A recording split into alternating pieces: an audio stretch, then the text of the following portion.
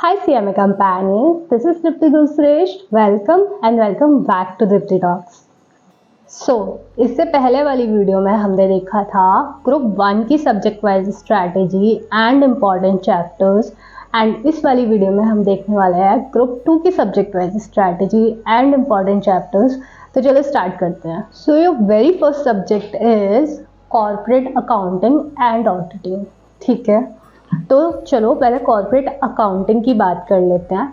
उसमें आपके कौन कौन से इम्पॉर्टेंट चैप्टर्स हैं। Take your pen and paper जैसे आपने पहले किया था एंड लिखना शुरू करो। ठीक है, तो here you are P&L and balance sheet, cash flow statement and accounting standards and accounting for shares and debentures. ये आपका मोस्टली पार्ट आपका जो है पेपर का वो इन चैप्टर्स में से ही आता है। Accounting of shares and debentures आप 11th-12th में पढ़ के आए होते हो। कैश फ्लो स्टेटमेंट आपने वहाँ पढ़ा होता है, तो बस उसी को एडवांस पे कर लिया। वो कंसेप्ट आपको दोबारा से रिपीट करने पड़ेंगे, बस वही चीज़ है। तो इसको बहुत अच्छे से कर लेना। एंड सबसे अच्छी बात ये कि आपके आगे के और सब्जेक्ट्स में भी काम आएगा। कैश फ्लो स्टेटमेंट और सब्जेक्ट्स में भी आता है। ठीक है, तो ये आपके कॉर्पोरेट अकाउंटिंग के बहुत ही इंपॉर्टेंट चैप्टर्स है। इनको ज़रूर से कर लेना है आपने। ठीक है, ऑडिट पे आ जाते हैं। ऑडिट पे आप कैसे करोगे। ऑडिट में ऑडिट इंगेजमेंट, ऑडिट नोटबुक है ना, और ये आपका audit programme, audit documentation, audit evidence. ठीक है, ये जो चैप्टर है ना ये आपका बहुत इम्पॉर्टेंट है, क्योंकि इनमें से आपके 2 टॉपिक तो आप ये मान लो आपको आने ही आने हैं। ठीक है, एंड फिर आपका ये internal control, internal check and internal audit most important, अच्छे से करना। ठीक है, एंड आपका कॉस्ट ऑडिट एंड कैरो। ठीक है, ये भी आपको बहुत अच्छे से करना है। एंड फिर जो आपके ऑडिट ऑफ डिफरेंट इस्टेब्लिशमेंट जो आपके आ जाता है, हॉस्पिटल का, इसका उसका, ये ना बहुत लॉजिकल है लिखने के लिए। हॉस्पिटल में सोचो आप क्या ही चेक होगा हॉस्पिटल में। ठीक है, हॉस्पिटल में पेशेंट के बिल रजिस्टर्स वगैरह ये सब चेक होंगी। ठीक है, तो बहुत बेसिक है, आप एक बार रीड आउट करोगे फिर उसको आप अपनी तरफ से वहाँ पे लिख सकते हो। ठीक है, तो अब स्ट्रैटेजी क्या रहेगी इनके लिए। कॉस्ट ऑडिट, जैसा कि मैंने आपसे हर प्रैक्टिकल सब्जेक्ट लिखा है कि आपको प्रैक्टिस बहुत अच्छे से करनी है। एंड कॉर्पोरेट अकाउंटिंग की बात चल रही है, आपको प्रैक्टिस बहुत अच्छे से करनी है। एंड अपने जो आपके 11th-12th के जो बेसिक शेयर्स एंड डिबेंचर्स में जो थे ना आपके कंसेप्ट, वो आप एक बार रिवाइज करके आओ ढंग से, फिर आप इधर आगे करोगे ना आपको ईजी लगेगा। ऑडिट में आपको स्ट्रैटेजी बताऊँ सबसे बेस्ट जो मैंने करी थी। पास्ट ईयर के पेपर्स में जो क्वेश्चंस आए थे ना बहुत अच्छे से कर लो, एंड जो मैंने आपको अभी बता दिया वो बहुत अच्छे से कर लो। आपका ऑडिट प्रिपेयर ये वाले लेवल पे। ठीक है, तो ये था हमारा कॉर्पोरेट अकाउंटिंग एंड ऑडिट का। अब करते हैं OMSM के बारे में बात। ठीक है, तो OMSM में लिखो सिमुलेशन आपका बहुत इंपॉर्टेंट है, LLP आपका बहुत इंपॉर्टेंट है, sequencing and crewing, assignment and transportation. Assignment तो आप ये मान लो, असाइनमेंट एंड ट्रांसपोर्टेशन का तो कि आपको एक क्वेश्चन आना ही आना है एंड बहुत ईजी है। ठीक है, तो ये ज़रूर से करके जाना, स्पेशली असाइनमेंट पे जो मैक्सिमम एंड मिनिमम वाली प्रॉब्लम्स हैं वो। ठीक है, अच्छा क्वेश्चन आएगा ना तो वो मैक्सिमम एंड मिनिमम वाला लगा के दे देते हैं, एंड क्वेश्चन आना ही आना होता है, ये समझ लो। ठीक है, फिर forecasting, EOQ and bottleneck and EOQ भी बहुत इंपॉर्टेंट है, ये मतलब आ ही जाता है आपको कोई ना कोई। Design thinking and critical path method. ठीक है, बेसिक कर लो, क्रिटिकल पाथ मेथड का बनाना सीख लो अच्छे से, वो आ जाता है एक क्वेश्चन वहाँ से।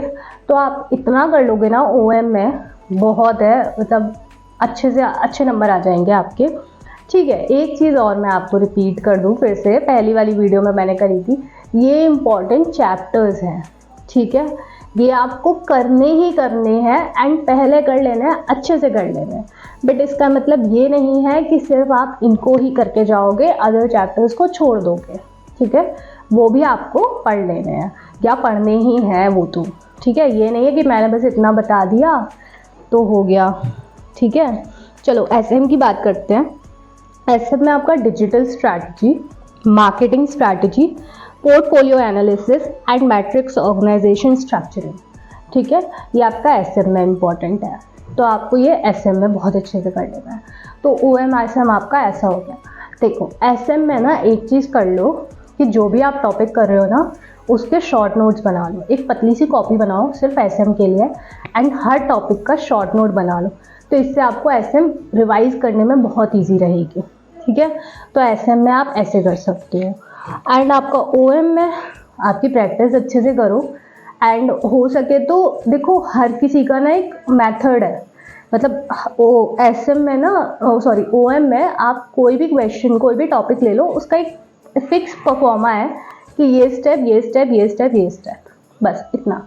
तो अगर आपको ऐसा कुछ है तो फिर आप OM में ऐसा कर सकते हो कि आप हर मेथड का जो भी हर आपका टॉपिक है उसका परफॉर्मा लिख लो अपनी लैंग्वेज में, कि पहले जैसे असाइनमेंट में पहले रो कॉलम होता है, फिर पहले रो वाला होता है फिर कॉलम वाला होता है, ऐसे तो वो हर किसी का है, तो आप वो कर सकते हो, तो जिससे कि आपको एक क्विक वो मिल जाएगा क्या क्या स्टेप है एंड प्रैक्टिस करो हो जाएगा। ठीक है, तो ये आपका OM SM के लिए है। अब बात करते हैं मैनेजमेंट अकाउंटिंग की। पहले देखो मैनेजमेंट अकाउंटिंग में आपको क्या क्या करना है। मार्जिनल में आपका जैसे PV रेशियो हो गया आपका, ठीक है, ब्रेक इवन पॉइंट हो गया आपका, मार्जिन ऑफ सेफ्टी हो गया, ये आप बिल्कुल इतना अच्छे से कर लेना ना, एक क्वेश्चन आपका गारंटीड बहुत अच्छा वाला है, इसका आना ही आना है। ठीक है, ये बहुत अच्छे से करना।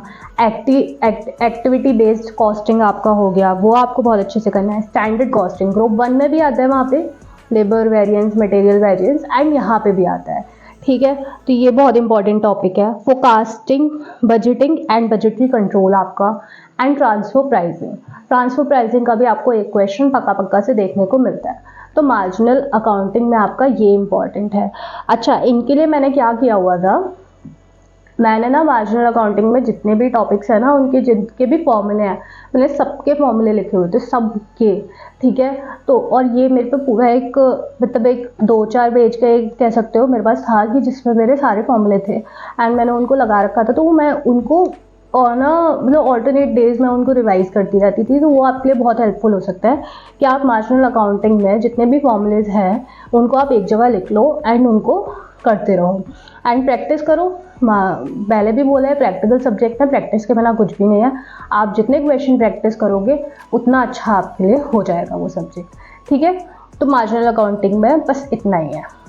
अब हम बात कर लेते हैं हमारे मोस्ट रिक्वेस्टेड सब्जेक्ट के ऊपर, that is financial management and BDA, है ना। तो उसके बारे में बात करते हैं। तो उसमें क्या क्या इंपॉर्टेंट है, टाइम वैल्यू ऑफ मनी पक्का से करना। वो इसीलिए इम्पॉर्टेंट आपका इसीलिए है बिकॉज ये समझ लो आपका बेस है एक तरह से।